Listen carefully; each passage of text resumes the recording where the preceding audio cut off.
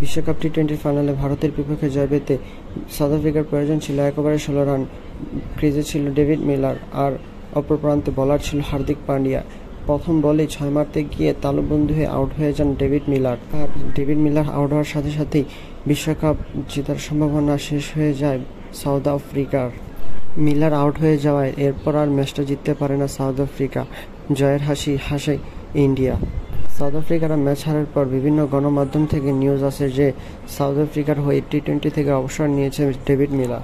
এই fake news সকলের মাঝে ছড়িয়ে পড়ায় ডেভিড মিলার একটি পোস্টে জানিয়েছে তিনি এখনও টি-20 থেকে অবসর নেননি।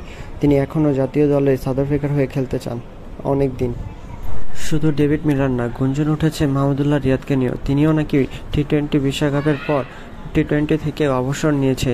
অবশ্য বিভিন্ন গণমাধ্যমে এটা নিয়ে প্রচুর লেখালেখি হয়েছে, কিন্তু এই বিষয়ে তিনি এখনও কোনো মুখ খুলেননি এবং এটা নিয়ে কোনো সত্যতাও খুঁজে পাওয়া যায়নি।